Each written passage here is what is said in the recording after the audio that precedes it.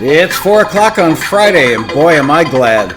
Welcome to another edition of TAXI Music's Quarantini Happy Hour. Woohoo! So glad to be here, so glad to be hanging out with the fake audience and the fake band. Let's try a fade. There we go, a fade. Actually, I should have, technically I should have done a button or stinger ending, I believe. How are you guys? Let's get that, ooh, almost clicked a wrong button there. Let's get that chat room open. See if people are starting to arrive. I called YouTube this morning. No, I didn't. They wouldn't answer. But I'd like to call YouTube and go, what is up with your notification system? People don't find out we're on the air until the show's almost over.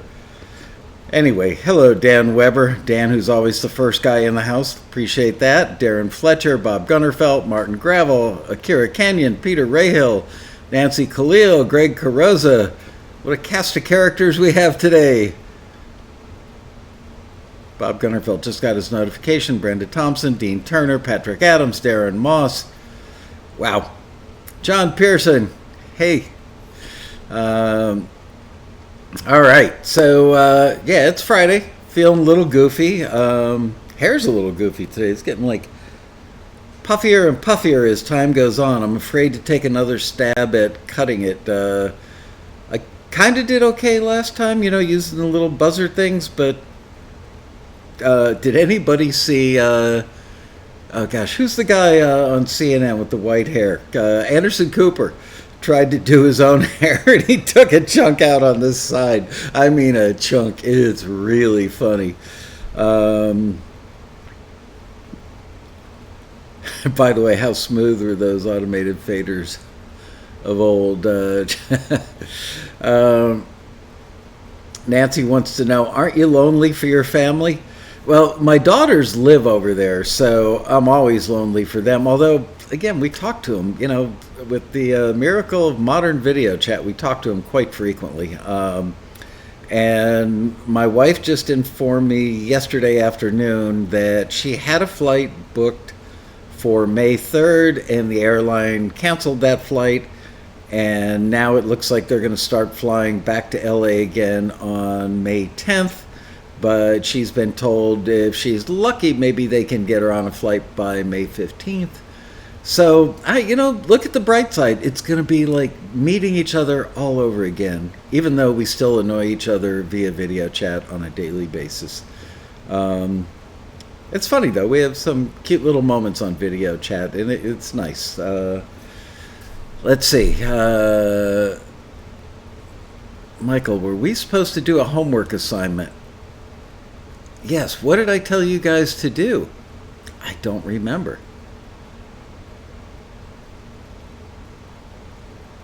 Oh, about ads using COVID songs. Yes, did you guys come up with some? Man, oh man. I totally forgot about that. Thanks for reminding me, John. Hello, Lou Lewis. To post a commercial. Oh yeah, you guys were supposed to post them in the comments section of yesterday's video. Am I correct? Yeah, we got like no comments yesterday. I think everybody was afraid to go in there and comment for fear that the guy who I read the letter from would show up taking names. John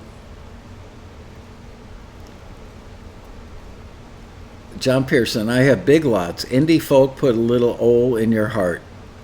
Little O? Put a little love. John. Yeah, that's an easy typo. Love becomes old. Put a little love in your heart. There you go. I was just having a little chit-chat with I got a special guest showing up in a couple minutes, so I can't chit-chat much longer, but hello, Ricky Allen, Tony Salazzo. Anyway, I think that we're going to have a publisher who gets a lot of commercial placements running listings for end of COVID spots. I want to read you something, and then I actually have a special guest joining me in a few minutes today. And we are going to play, we're going to have a little quiz. We're going to play Guess Who This Is by the sound of his voice. That's going to be fun. By the way, pardon the fact, our air conditioner down here is really noisy, and I'm sitting like 10 feet away from the intake. So there you go. Special guests are cool. All right, so I got this email about 20 minutes ago, and I just want to read you part of it. This is from a publisher that we work with, film and TV publisher. He says, in the meantime, when you have some extra time, that's funny, check out our new international series. I think Tom, meaning Tom from my staff, probably mentioned to you about the international listings that we've been running.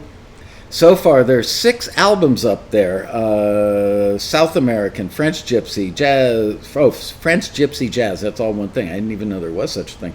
Cuban, Indian, Irish, and Japanese, and they are all 100% from TAXI composers. I'd say 80% are from listings and 20% are from folks that I've met at the Road Rally or part of the TAXI LA Composer Group, which is not an officially sanctioned TAXI thing. So don't ask me, can you guys put one of those together in our town? These folks did it on their own, and it's really cool. They've been doing it for like, I don't know, 20 years or something. But all of them are from TAXI members. Man, I found some amazing stuff and some awesome composers. And that Cuban album is incredible. It's been so cool meeting so many TAXI members from all over the world and getting to know them. So how cool is that? I love it when the music library owners take the time to send us little love notes like that. Okay, so now I am going to call our special guest, and we are going to largely wing it today. Once I get him on the phone. See if you guys can guess who he is by the sound of his voice. Maybe, whoa, what is with my focus? This camera's being so weird. Wow.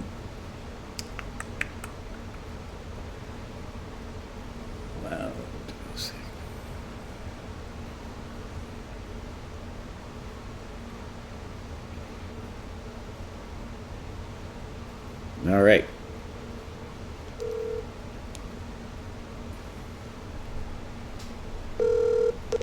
Oh, it's not very loud. Hello, Mr. Laskow. Hello. So I'm not telling anybody who you are yet. We're playing a little game of guess who the guest is. So tell me about your first road rally experience. Let's see if they can guess you from the sound of your voice. My first road rally experience was overwhelming, like a lot of them. It's like drinking through a fire hose, and it was, should I say the year? I think there were still covered wagons back then, but it was in the mid 2000s. It was my first rally, and yeah, it was great. It was overwhelming, like everybody that comes for the first time. I was just drinking through the fire. I was soaking up the information, going, "Oh my gosh, I had no idea. Why haven't I been coming to this thing for the last 10 years?" Wow. And actually, I haven't missed one since. This was, I think it was 2005 or 2006. So that was my first road rally, and man, I learned, and came back and started working, and could not wait for the next road rally to come around a year later. Just learned so much. Well, we have a winner. The first person to guess who it is was Darren Fletcher. It is, in fact, Mr. Dean Krippaehne. Man, you guys are good.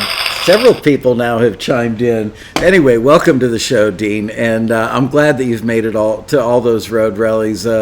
Hopefully we will have one this year. I'm hoping that it's far enough away that between the warm weather, the sunlight, and the miracle of modern medicine that there will be a road rally this year. I'm hoping so too, man. That is the highlight of my year every year. I learn so much. I love teaching the classes there, and every time I come away, I come away with more money because I've met somebody else that turns me on to something, and I get another deal. from TAXI, and so yeah, I'm hoping it all turns out. Although I have to tell, I haven't told you yet, but I am, being one of those guys that's an over planner, I'm planning for the possibility that it might not, and I'm building this. One of the workshops I do there, demystifying the queue, I am actually building a online class of that. I've taken a deep dive into Adobe Premiere Pro, and I was going to, if for some reason it doesn't happen, I was going to offer it to you. Say, hey, here, give this class to your members. You know, here's so they have just a little taste of what we do down there. Anyway. Thank you. I hope that we don't have to take you up on that offer. I really sincerely hope we can do it. Part of me wants to take a year off. It would be nice after 23 years to have, that stretch of a year where I work just crazy hours 7 days a week. It'd be nice to have it off. But you know what? As I've been pondering time off versus not seeing everybody that I know and I love, and knowing how many people's lives are changed, I've decided that the road rally's the better way to go. And I was chit-chatting with the hotel peeps this morning, and, basically, if I find out 4 months, right now our mayor, lovely Mayor Eric Garcetti, says there will be no large events in the city of Los Angeles. However, that's what he's saying today. I think that things, that new infections and, thank God, new deaths are starting to drop off at a faster rate, and hopefully the prediction with the warmer weather, which, by the way, it's 93 degrees here right now. Wow. Man, a week ago it was like 55. It's 93 degrees outside, but hopefully it will happen. I just need 4 months. I've got to book all the panelists and take care of all the things that we take care of, the sound, the lighting, all that stuff, and I can't find out 45 days before that we've got a thumbs up from the mayor. So we will keep you guys well informed, and let's all say our prayers and cross our fingers, and hopefully there will be a rally. So I'll tell you what, I after a couple days ago, or maybe it was last week, you mentioned something and about that. I thought, maybe I should just roll the dice. And so I got online and started looking up round trip air tickets from Seattle to LA, and I went, man, I can book the rally time for like $110 round trip. I know. Man, maybe I should just go ahead and do it, and and book it now. That's a killer price. The airfares are so cheap. We tend to go to Cancun probably most years, I would say, for a week in the summer. I'm an avid saltwater fisherman, and they have exactly the kind of fishing I like right there. And we stay at the Westin in Cancun. So anyway, I got a thing in my email the other day, round trip airfare on United, which is the airline we usually fly there. I want to say it was $118. Normally, the whole family could go for the price. Normally, it's like $400 to $450 a ticket. So, practically for the same price, all four of us could go. Yeah, that's crazy. That's crazy. Well, let's hope that let's hope it doesn't happen. Let's hope that the rally goes on as always, and more wonderful than ever, as it is every year. Thank you. So, and just hope that these people can get healthy, and we can stop losing people too. That's a huge price of all this. It's funny how we've become a little bit numb. Every day you almost have to go look to see what the number of people who've passed away from it are. It used to be like the first thing on the news was the daily death update. And now you really got to go looking for that number. It's not as newsworthy, maybe. I hate to say that, but it's lost a little bit of its like, oh my God factor. And I think that's really sad, because there are, as of today, I think 50,000 lives lost in America. And you got to think that that's 50,000 families that, aren't going to sit down for Thanksgiving dinner with somebody they love this year. So pretty heartbreaking for them, and I hope all of us take a moment to remember that how lucky we are if we are not included in that number. Yeah, absolutely. Anyway, so yesterday after I did the show, somebody sent me a message on LinkedIn saying, you always talk about how easy it is to do this stuff, and I don't think I've ever said it's easier. I think it's easier than people think. Nothing is ever easy to do super well, and you can't do it kind of half-baked, but the studio side of things might have a steep learning curve for somebody who's not a techie at first. But then it does get easier, and you just keep getting better and better with the studio stuff. So this person said to me, well, how much am I going to have to invest in my studio, and how good does it have to be? And immediately your face popped into my mind, because can you tell the folks about your studio, Dean? Because, by the way, Dean is one of our successful members, a high-earning member, although he's never given me an exact dollar amount. But he's got stuff in a lot of catalogs, gets a ton of placements, actually has a gold record through a connection he made through TAXI. I'll have him tell you about that in a minute. But tell us about your studio. My studio is really basic. It's really basic home studio. I have my DAW is Steinberg's Nuendo, and which I really don't need. I should have, in hindsight, I should probably just be on Cubase, because this is like whatever $1,200 more for some other things that I never use. So I've got Steinberg Nuendo.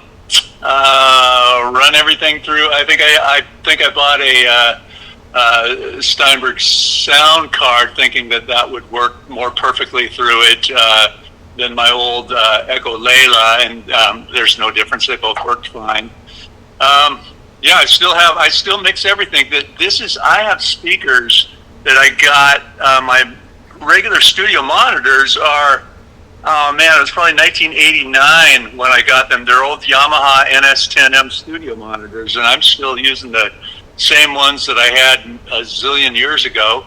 And then I just have my basic gadgets, some software for all the sounds, a keyboard trigger here, my guitars, and a snare drum, because I found that playing real snare on my jazz stuff sounded better than or sounded more realistic. I could get a better feel out of it than I could out of some of the software. But it's just basic stuff. I'm a PC guy, not an Apple. My brother, who also does this kind of stuff, is an Apple guy. I'm a PC guy. To me, in this day and age, I don't know that there's a lot of difference.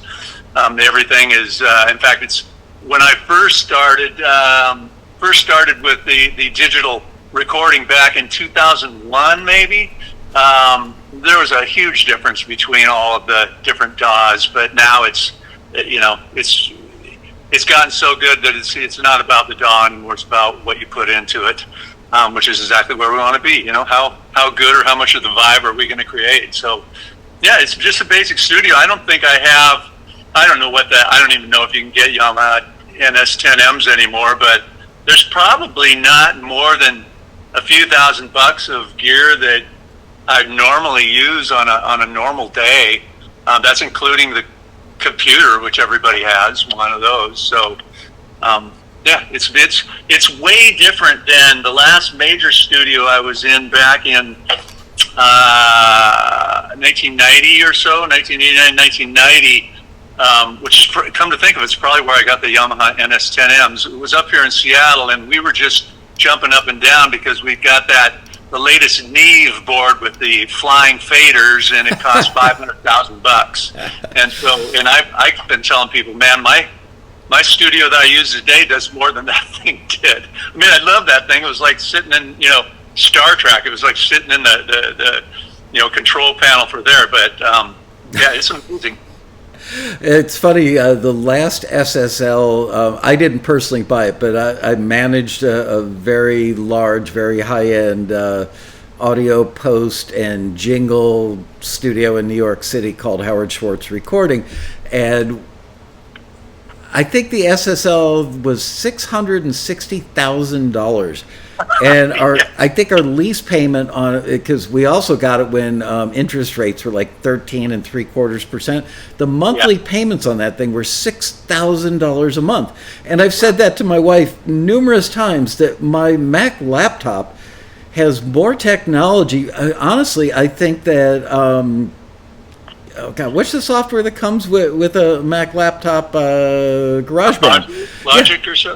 GarageBand. I think the GarageBand, the version of GarageBand, which is pretty current in the Mac laptop that I've got right now, really has as much, if not more, capability than the SSL I had in my room in 1985. Yeah. It's really amazing, but it's true. The stuff I can do on this is just just today, before about the time I got the email from you, I was working on. Well, I'm doing this French or Italian cafe thing that's got accordion and acoustic guitar. It's just a little cafe type cue. Yeah.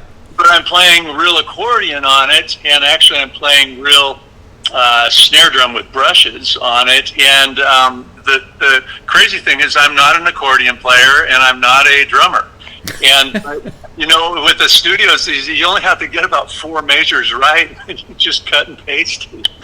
And I used to feel bad about that until I read an article. Who was the guy that did Steely? Was it Gary Katz that did Steely Dan back in the Katz? Absolutely. He was talking about recording a session. I can't remember which album, but the drummer Steve Gadd was playing on there, one of the best drummers ever. And he was talking about, I go into after the recording session and I'd look for the best 4 measures that he played that were in the pocket, and I'd literally cut the tape and cut and paste that 4 measures around. I thought, you did that to one of the best drummers in the world? Well, heck, I can do it to one of the worst drummers in the world here. So, it's just, go back to the old boards that we spent so much money on, or that our company spent so much money on. Yeah, it's amazing what you can do with these tools today. You don't have to be, and my accordion playing is, I'm a keyboard player, so I can play one side of the accordion. So everything's very simple. I play chords or I play a 1-note melody, but still I'm cutting and pasting a lot of that stuff. With the accordion, it's more, though, because my back just starts getting sore. That thing is heavy. You need to buy an accordion stand. I've seen those. Oh, no, they have an accordion stand. See? I'm out of the loop, man. I'm living up here in Seattle. This is like, living in the sticks up here. Oh, yeah. We've got it all down here in L.A., Dino.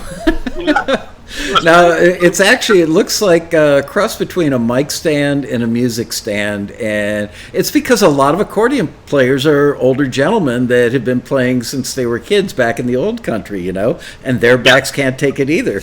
So some genius came up with that. I thought it was great. Yeah. That is good. I wonder if a friend of yours and mine, TAXI member Steve Rice, plays great accordion. Yep. I've done some projects, some Zydeco projects together, but he also, he's not I don't want to give away any age, but he's not a spring chicken anymore. And I know he talks about his back now and then. I got to see if he's got into that accordion stand yet. That sounds like a good idea. I need to do that. Going back to Steve Gadd for a minute, and then I want you guys start thinking of questions. By the way, I should mention, I think everybody here knows it, but Dean is the author, there we go, these 2 amazing books, Demystifying the Genre and Demystifying the Cue. I cannot. There it is. Anyway, I slightly changed my lighting rig today, and I'm not happy with it. Anyway, Dean is the author of those books. I want you guys to ask him questions about anything you want to regarding doing instrumental cues. But quick, Steve, are you still there? Yeah. Okay, because somebody was just calling me while you were on, and I was ignoring them. I've worked with Steve Gadd, I think, 3 times. And there's one Steve Gadd story I'm dying to tell you guys, but I can't. It would be wrong of me to disclose it publicly, although I think everybody who's ever worked with him probably has seen similar stuff. But his playing on the song Asia, on the album Asia by Steely Dan, Yeah. just amazing. I literally, I think that is the best crafted, best engineered, best produced, best played song ever. It's a masterpiece. It's the Mona Lisa of music. Yeah, it really is. It really is. I mean, I go back and listen to that stuff every now and then, and I'm still, what has that been, 30 years or something? It just holds up so well. It's just wonderful. Probably like 40 years, I think. I mean, I think that album is from like, I don't know, 78, 79, somewhere around there. And actually, that was always the tape. I actually got a hold of a 1/4-inch copy of the digital 2-track from the studio, because I knew some of those guys back then, and that's what I used to check out rooms when I went to a new room to see what the monitors sounded like. Somewhere in this house lives that 1/4-inch tape. I got to find it. Wow, that's Yeah. pretty. My wife and I were cleaning out the garage about 10 years ago, and I found an old lime green vinyl suitcase from the 70s. I opened it up, and there's a 1/4-inch reel of tape in there, and it said NY on the spine. And I thought, why do I have a piece of 1/4-inch tape in an old Scotch 250 box that just says NY? Why did I bring a tape from New York? Oh, it's not New York, it's Neil Young. Oh, wow. Yeah, I found some Neil Young, like quick rough mixes I did, and you can hear like Neil and I talking to each other on the talkback in the studio, and I think I just ran those off because we're going to Nashville or something soon, and I wanted to have rough. You know what? I probably ran those off so that I could check out the room in Nashville when we got there. Anyway. Yep, so they are now in my office at TAXI. So do you guys have questions for Dino, who is the author of the aforementioned books, Demystifying the Genre and Demystifying the CUES? Seriously, if you want to do instrumental music for TV and film and you haven't read these books, you have to read the books. I insist that you read these books. They're that good. I got to tell you, Michael, because you've been talking about this the last few days while you're looking for questions there. You've been talking a lot about all of the opportunities that are going to come up, for the tragedy of this virus and what's going on. Right. And you've been, concentrating in your quarantinis on, or doing a lot of stuff that I've seen on vocal songs. Right. I had something come up 3 days ago. That just a little local thing. One of my daughters works in the Greater Seattle School District, and they're all teaching online now. And so most of the teachers haven't seen the kids. So the teachers put together this montage of all the teachers holding up signs to say hi to their kids and say we miss you. Just a real heartfelt kind of thing. And my daughter asked me if I could do some music for it, and so I just ripped off a little instrumental cue that really was no more than. There were 2 acoustic guitars. One, it's kind of a mid-tempo. One acoustic guitar was just kind of doing almost a singer-songwriter arpeggiated thing, and the other was very lightly just doing sparse melody. I think I had a djembe, and then I put a bass in there just to kind of round out the sound. Just a heartfelt, uplifting, only mid-tempo, not going sad or anything, because it was more just a thank you, we love you, we miss you type thing. And as you've been talking about that, I thought, man, there's going to be hundreds, if not thousands, of this type of stuff too needed for all types of cues that are coming up in the future. So anyway, I just wanted to throw that out to whoever's watching this today. But man, and it was just a simple cue, 2 guitars, a djembe, and a bass. We've actually, I think, our Saturday listings or our Sunday listings, one of the sets of listings going out this weekend. We've got 4. It's our all COVID set of listings. I think that there are 4 of them in one, and 2 of them are for songs, 2 of them are for instrumentals. And somewhere I wrote something, maybe in the header on that thing. You know what? Especially the people, songs and instrumentals, whatever they make now, if they end up not getting picked up by library, if they end up not getting used in the barrage of shows and films and everything that's going to be coming out, they will have life elsewhere. That's the cool thing about it. Just because you created something uplifting for the end of, the quarantine doesn't mean that it can only be used on COVID-related stuff. No, there's so many opportunities now. I still do a part-time contemporary worship thing at church that I've been at for many years, and that's all online now. And they asked me a couple of weeks ago if I could do some background music for just like when they're running church announcements, when they're running slides, when they're running that kind of stuff where nobody's speaking. And I said, sure. And as I was doing those, pretty generic type, not too uplifting, but definitely not sad, more just, I don't know what you call it, documentary type music. I thought, well, I'm not just going to do 2 or 3. I'm going to do 12 of these, and then I'll have a non-exclusive CD done to sell to another library. Yeah. We just keep going, baby. Just keep going. I exchanged an email with, I think I already mentioned this, but somebody who does, a publisher that handles a lot of music for TV commercials. And we were chatting, I don't know, half hour ago or something, talking about, there are commercials on the air. Robin Frederick actually brought this up the other day when I had her on. There are already probably 50% of the commercials in any given night are COVID related. It could be anything from car dealerships delivering, clean cars to your front door. It could be just, thank you for supporting us during this tough time. It could be thank you to first responders and medical people. But the day is going to come when we get to go back in the world again, and all the commercials are going to be, it's a new day, they're all going to be uplifting and just want to make you raise your arms, like the Sound of Music, running down the hill with your arms in the air. So start making those, folks. Somebody asked a question. This is a really good one. How do you organize and tag your stuff? How do I organize and tag my stuff when I'm sending it to a library or organize it on your own computer, I guess. How do you keep track of it all? And yes, do you tag it when you send it to the libraries? On my computer stuff, when I'm having my files actually in my studio computer, everything, I have a bunch of files and they're all by year, and in the year, 2020, 2019, 2018, 2017, on and on. So everything that I end up finishing, I put into one of those files, and they all have multiple categories in them.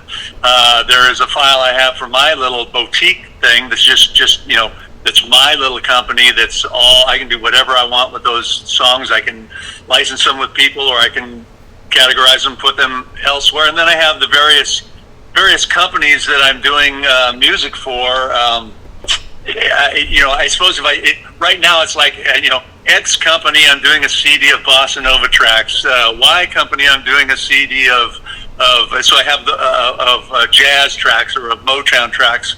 I have those cues all listed like that. Before I had all those libraries and publishers that I do stuff for, I think I just grouped them per style. I would go into the year, and it would be hip-hop cues or documentary cues or Southern rock cues, and I would put them all in there. And there might be subcategories in each one of those files too, depending on, because of the Duck Dynasty thing, thanks to TAXI, that I got in way back in the inception of that, and actually had music on every season that they did. There were a lot of different kinds of that Southern. There was straight ahead Southern rock that a lot of people think of. That's anything from Leonard Skinner to Molly Hatchet to I can't even think of all the bands. Yeah, 38 Special, the Outlaws, all those guys. Yep, all those. There's that type of stuff, but then there's all these subgenres. There's just slide acoustic guitar, almost droney type things. There's banjo stuff that might be happy or funny or quirky or dramedy that's in that. So I would have all those subcategories in there, and if they were signed to a company, I would have that company listed on there. And it's, I don't know that there's any right or wrong way to do it. This is just so that it stays. So I'm doing it consistently year to year, so I know what the heck I'm doing and where to look for stuff, and I can go back and reference stuff if I need it. Do you have one piece of music that has surprised you because it may have been like the simplest thing you've ever done, but yet it gets used year after year after year? I know Matt Hurt, I think it was Matt Hurt, once told me he's got one piece that, wasn't like his best work. He didn't think it sucked, but, he always laughed that one piece made him like $9,000 a year. I think that was Matt. Do you have one of those? Yeah, I've got a few. I've got maybe 4 or 5 of those that in a couple different genres that really were very simple. There's some stuff in that old Duck Dynasty type Southern rock category that is just so simple. It's just a garage band type groove in that thing, and there's a couple pieces that just get used again and again and again, and then a couple of the dramedy things that are really no more than pizzicato strings, maybe a piano and a clarinet melody, and maybe some counterpoint viola line or something. They might have 4 instruments in them, but I'm surprised in those, because really by those, when I was learning how to do it, it took me longer, but really I could knock one of those out in 3 or 4 hours now, complete from start to beginning. And yeah, some of those things have been, I call them my greatest hits, but have been used on, 5 to 10 shows and 40, 50 times or more. And then you'll get stuff that surprises you. That's, I think I posted last year, maybe a year before, on the TAXI forum, just to tell people not to worry about stuff that's sitting in a library with a publisher somewhere. There was it wasn't really a dramedy track. It was it had pizzicato strings, and it was just kind of a mood, nice, happy, but not too happy, just kind of a good, pleasant mood kind of piece. And it had sat in a publisher's catalog for almost 10 years.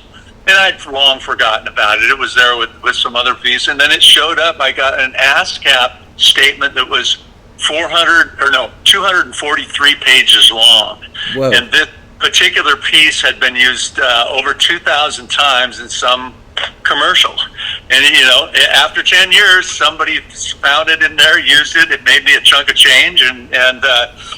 So again, that write, submit, forget, repeat thing, you just keep, it's so true. We just keep making, forget about it, move on, make something better, make something new, creating in that way. So I seem to have diverted from your original question, but sorry, that's, AD Dean always shows up. That's the nature of all of our conversations. I think we're both guilty. So yeah, that was about organizing and that was about the question about, do you have things that have surprisingly consistently earned? Somebody asked a question: if you're close on something, if you're trying to make a deadline for a taxi listing or a brief from a publisher, and you get to the do or die moment of truth where you've got to submit it, and it's not really 100%, it's like 85-90%. Do you submit it, or do you hold it back and perfect it for another opportunity? Oh man, I'm glad somebody asked that, because that's such a wrestling match that I do all the time. My everything business wise that I have that long term business wise says no, make it great. Make it the best you can possibly make it. Make it great, because that stuff gets out. It might get used, and if it's only a B- instead of a solid A track, those reputations start to get around. Now the other side of me has submitted something that's a B instead of a solid A in a pinch. Mm-hmm. I'd like not to ever do that, because I really do think the quality is great. But what is most important in what we're doing in the cue business is the mood business. We're not writing songs in the traditional sense.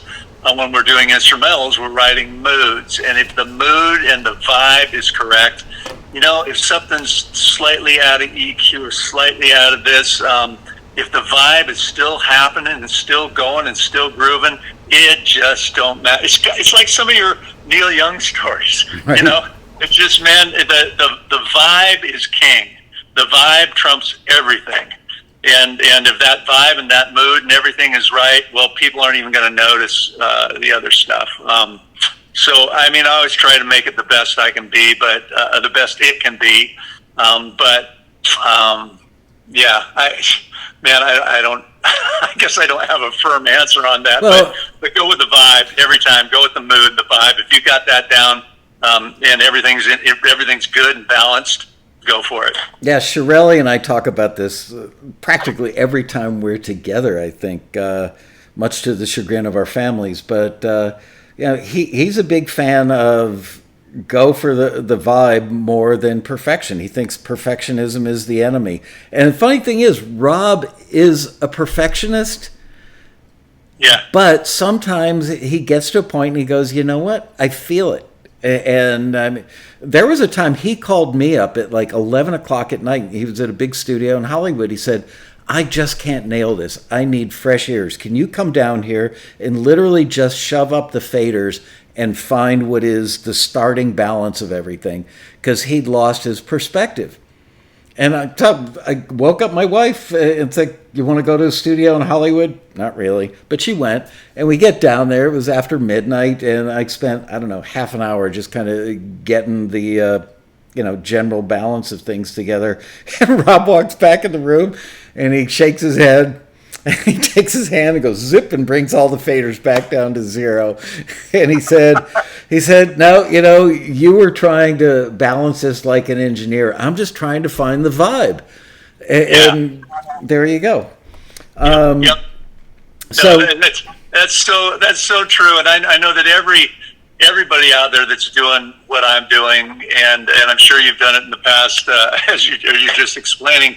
I've got stuff in my catalog, vocal songs or instrumentals that are as close to perfect on every level that you could possibly think of, and they just lay there like a dead dog. They're just everything about them, all the playing, all the parts, all the mix, everything is right, but it's like we perfected the life right out of them. There's nothing left, and I don't understand all of that, but I do know that, man, when you got the vibe, just stick with the vibe. I once worked on a band, I want to say it might either Polydor or Warner Brothers, I don't know. Anyway, it was a band called the Reds, and the producer was Mike Thorne, the guy who did Tainted Love. With Soft Cell, and I was very excited to be engineering for him, but the entire record was done with a synclavier. They had, their bass player was like a live stand-up bass player. Even the vocals were flown into the multitrack via synclavier. And it was the most boring 30 days of sessions that I've ever done, because they just sucked the life out of all the performances. I could see it in the faces of the band members, but he was so into using that synclavier, he couldn't see the forest for the trees. I had forgotten that I even worked on that record. And then probably 6 months ago at the office, I can't remember what reminded me of it, but we found it and I listened to the stuff. I'm horrified to have my name even on the record. So the band wasn't bad, and Mike Thorne is a very talented producer, but man, oh man, sometimes just let people go play. So here's a question for you that was a hangover from the other day. Somebody asked in the chat room just before the show ended, what's the difference between a cue, an instrumental cue, and an instrumental period? Well, I'll give you two examples. That a cue is always about the mood. Whether that's so a cue, instrumental cue, is about the mood. Is it a tension thing? Is it funny, ha comedy? Best of whatever, craziest home videos or whatever that thing was. Is it a mood that's hip hop or EDM for the Kardashians or one of those shows like that? It's all about the mood. It's all about and sometimes I think quite often it has way less melody than an instrumental does. And one of the greatest early deals that I got through TAXI, actually, was doing instrumental songs for a company that's now called Mood Media. They bought a company that I was doing for called Muzak. Right. And I was doing smooth jazz instrumentals for them. And now that to me, that's an instrumental, because it's basically they wanted me to do it in song format, A, B, C, A, and they were trying to get away from all these jazz guys that would play 2 chords and just play their sax for 10 minutes. They wanted to have it in song structure. So I built these things in strong structure, but I gave the verse a melody. I gave the chorus a different uplifting melody, then went back to the verse. And so it's very, very much melody driven in that sense. Very different than a cue. A lot of the cues that I do have just enough melody on them to sell the cue, and not anymore than that. Yeah. You know, so to me, that's one of the biggest differences. There's probably more, but every time somebody asks me that question, that's what I say. And I mean, I think another thing that you've talked about a bunch is that just that song structure and instrumental tends to be structured like a song: verse, chorus, bridge, chorus. And whereas a drone cue might just be A, instead of A, C, B, it would just be A. Often they are A and then B and then go back to the A. So it's just one theme or one verse goes to an uplifted thing and then comes back. So that's another, I think, big difference between the two, even within just instrumental tracks.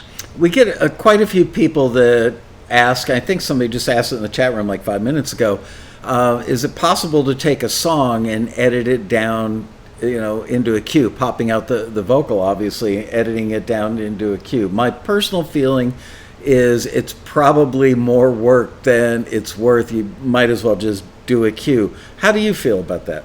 I couldn't have said it better. Every time I've got a bunch of, because I came into this business as a songwriter, and so I've got hundreds, if not more than hundreds of songs. And I go, oh man, I can make that a cue. I can make that a cue. And by the time you start evaluating, it's just like, well, why spend 15, 20 hours on that? Well, I can make 5 cues in that amount of time. So yeah, I suppose it's theoretically possible, but the thought of it hurts my brain. So I'd rather just try to start. I'd make a cue.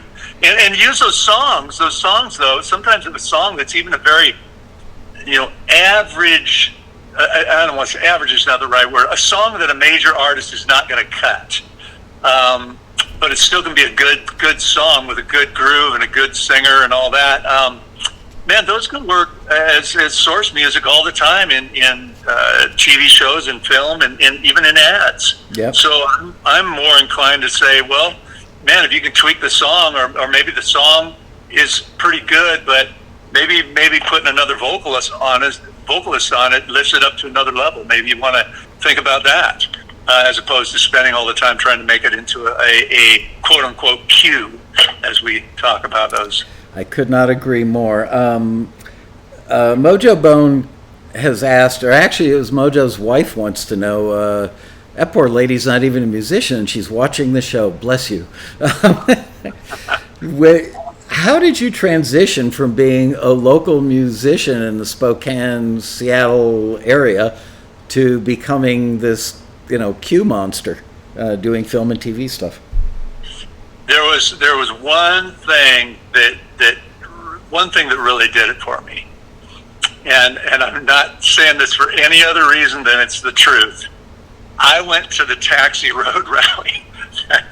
That changed everything for me. Yes, I'd been recording. Yes, I'd done albums before. Yes, I'd been with indie labels and recorded with bands, and I was recording in studios and doing all that type of stuff. But what opened my eyes to this new world was coming to the Road Rally and learning a couple things. Learning one thing, that there's this whole world that I knew nothing about. film and TV music, and all the teachers at my first rally, all the classes I went to. Man, I wish I could remember everybody's name, but I learned so much. I think I didn't know a lot about CUES. I really didn't know a lot about being a recording engineer. And some of the guys like Fett and like Ronan that you had on a couple weeks ago, right. Going to their classes, I learned so much just from those guys in those classes, and was able to come back here to my DAW and really start taking to heart what I had learned in the first couple of taxi rallies. So yeah, for me, that was, without a doubt. And I preach that all over the place. I can't believe that I still have to deal with people that say, well, I don't know about taxi. I'm going, are you kidding me? Here, let me show you my ASCAP checks. It's because of taxi. Why? And I'm not saying that because I'm talking to you on the, we're friends and all that, but that's the truth. That's the actual truth. No, we became friends because the business relationship turned us into friends. It's not like we were friends and you've had success through taxi because you were my friend and I made sure your music was forwarded. It's, people often will say that to me. Oh, it's just the taxi elites, the people that are your friends. Well, every single one of those people became my friend because I have so much admiration for their work ethic, for their talent, for their tenacity, all that stuff. Those are the people I choose to have as friends. So it's not like they were friends first. I got to tell you just a quick side story here. Because of taxi, and this is how things can translate to other people, because I was getting into the TV and the film thing. My brother Scott, who was very successful songwriter early on in the CCM business, he had 17 #1 hits, and then went over to pop and wrote stuff for Joe Jonas and Demi Lovato and all that. But the record industry in the mid 2000s was dying a bad death, and he was looking at what I was doing and got interested. Came to a taxi rally, joined taxi, came to a taxi rally, started looking at that. He's very connected because of his business, but that guy, in one sense, I think it kind of opened his eyes. My involvement with taxi with you guys opened his eyes to this other thing that was going on, while some of his record business songwriting buddies were still saying, well, the record industry is going to come back. And he's done very, very well. In fact, he makes a living now off of one 30-second theme song that he wrote for a little kids show called Paw Patrol. Oh, you're kidding. I had no idea that was my grandchildren watched that. Oh, really? Yeah. No, it's the people hate that song. In fact, he collects tweets from famous people that hate that. The one I liked the best was the movie actor, the movie actor Ryan Reynolds tweeted, just heard a horrible sound coming from the kitchen. I don't know if my daughter just broke something or if it's the theme from Paw Patrol. Oh, man. Our grandson Dylan loves Paw Patrol. I had no idea that was your brother's work. That's amazing. As soon as I get off the show today, I'm calling my grandson to tell him I know somebody really famous. Right. So Taxi's influence goes everywhere. Anyway, I thought you got a kick out of that story. So. Yeah, landing a theme song, even for a cartoon, because it's every day or every week. One of our former members, oh gosh, I can't remember his name. I'm drawing a blank, but we actually had him showcase at the Road Rally one time. Our first year at the Westin, he showcased in the ballroom, and we had about 20 major label A&R people show up to watch him, and only about 6 taxi members were in the ballroom. And I kept asking people, why weren't you in here to see what a showcase was like with major label A&R people? Could have met one of them, And everybody had the same answer. Wasn't me up there on the stage, which I thought was really narrow-minded thinking. But why can I not remember the guy? Gabriel Mann was the taxi member. He came so close to landing a record deal. He composed the theme and scores Modern Family. Oh, wow. Can you imagine how much money that guy has made? That's a payday forever. It really is. Yeah, because, I mean, the repeats have been on for years, and they will continue on. You know, that's like doing the Seinfeld theme. I mean, you could retire on that one thing. Anyway, and Gabriel was exceedingly talented. So even though he didn't get the record deal, he did go on to form a band. I can't remember the name of is like well thought of and got signed to I want to say like a major indie or something. But yeah, Modern Family will be the thing that that's his legacy right there. So we've got 4 minutes left, and I want to ask you a question, which is, are there any misconceptions? You meet a lot of people at the Road Rally. You're very well known, very well liked, and very approachable. So you meet a lot of people. Probably a lot of them are new members or people who are not members. They may be guests, but they're thinking about getting into the film and TV music side of the industry. Is there stuff that comes out of their mouths like you go, whoa, dude, you don't get it? The big misconceptions that people who aren't familiar with the drill, are there any misconceptions that you can kind of wash away?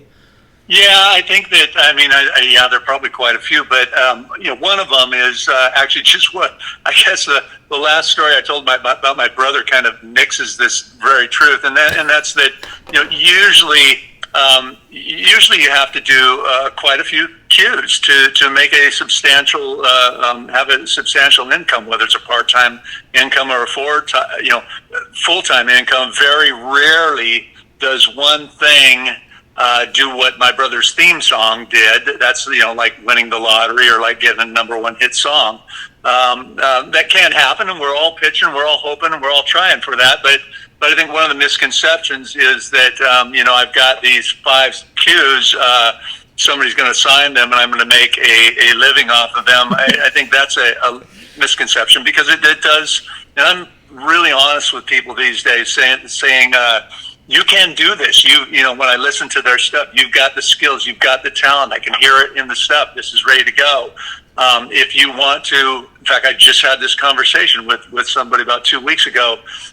You've got the goods, but you've got to if you want to turn this into a living, not if you want to do it as a side thing and grow it over the years and you're already okay financially, but if you're thinking about quitting your job now, and because you're going to make money doing cues right away, I would say don't quit your job. Just start doing cues, and if you do 1 cue a week, you got 50 a year. Build your catalog. That's a big misconception, and there are many more, but that's one of them. It's totally doable for most people to have good talent and to build their chops. But I think a couple of our friends at the Taxi Rally used to have this class called the 5-year plan or something. It's a marathon. Right. It's a marathon, and if you love doing it, you can develop your skills and get some great placements, brag to all your friends, and if you keep going, you can make some money at it, some real money. Me and some of our other friends from Taxi are living proof of that it can really be a cool thing that way too.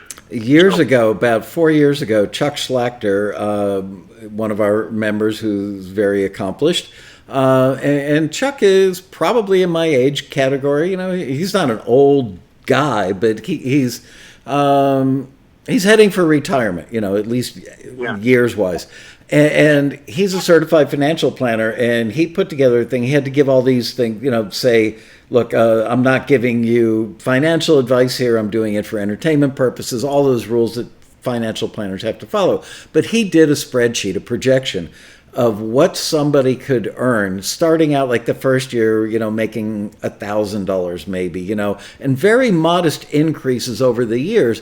But if you start out at 30 and do it till you're 65, over a 35-year career, and at the end of those 35 years, if you were making 100, I think it was like 110 grand a year, you would retire with $1.679 million in the bank. And that was, if I remember correctly, it was allowing for taxes, and it was allowing like you'd spend 10 or 15% of it annually. But yeah, that was based on the premise that you had a job and provided for yourself and your family, presumably with a job in the early years until you got to the point like Matt Vanderboot, where he was able to walk away from his job because he reached a certain pivot point where he said, okay, when I make as much money as I am being a college professor doing CUES, then I can quit being a college professor. And he did. And that dude's going to retire a millionaire. Absolutely. That's so true, man. That is so true. And we had something like that. Now I'm old, so I'm not going to live long enough, but I can't remember if copyrights are 75 or how long years you own the copyrights on things. It doesn't matter. I'll be dead then. But I did have last year, my wife and I went in and redid our will for my kids, trying to get our house in order, so to speak, because we have a lot more assets than we did 20 years ago or last time that we did it. And going through all of the library, all of the places that pay me money, and listing all of those in there, I was starting to realize, after I'm dead, my kids are still going to be making income on this stuff for a lot of years. I'm sure it will have trickled down by then, but no, this is a long-term good financial deal. It's better than investing in stocks. Probably safer than real estate as well. Better than investing in stocks last January or February. Yeah, that's definitely. For sure. All right, we got to wrap up, but I want to plug the books one more time. I don't make a penny on these. Actually, if you buy through our TAXI affiliate link, I will make a penny on them, the Amazon affiliate link. But anyway, I cannot recommend them highly enough. Demystifying the Genre. Why can I never get... There we go. Demystifying the Genre. And its predecessor, Demystifying the Cue. And people inevitably write me after the show and say, which one should I read first? Both of them, but start with Demystifying the Cue. That was the first book to come out. Demystifying the Genre has links to all the songs and all the cues, that Dean mentions in the book. So it's just, man, if you read that book and listen to the stuff, you only need to be about a C+ musician to pull this off. And I don't mean that in any derogatory sense, but you don't have to be like a genius composer that understands all kinds of music theory stuff. You really don't. So get those books. They will change your life. Dino, man, I love you. I appreciate you taking the time away from your daily workout to join us for this. Thank you for always being inspiring. And well, thank you, man. Thanks for good talking as always, and stay safe down there. Thanks. You too, Dean. And I want to have you back in like a week or 10 days and talk about the Stephanie Heineman thing. Okay, let's do it. All right, man. Thanks. Mr. Dean Krippaehne, everybody. They love you, Dean. They're going crazy. See you later, buddy. All right, bye. All right, and with that, you guys, thank you all. Have a beautiful weekend yourself, Nancy. We are back on Monday to do a regular Taxi TV. That will be from 4 to 5:30. I honestly don't know exactly what the show is, but I know that Bria and Ariana are working on a show. We're going to do another round of where we listen to music, and you guys are in the A&R hot seat, deciding if it's a forward or a return. So that should be fun. That's it for me. Have a wonderful weekend. Adios. See you on Monday. Bye, you guys.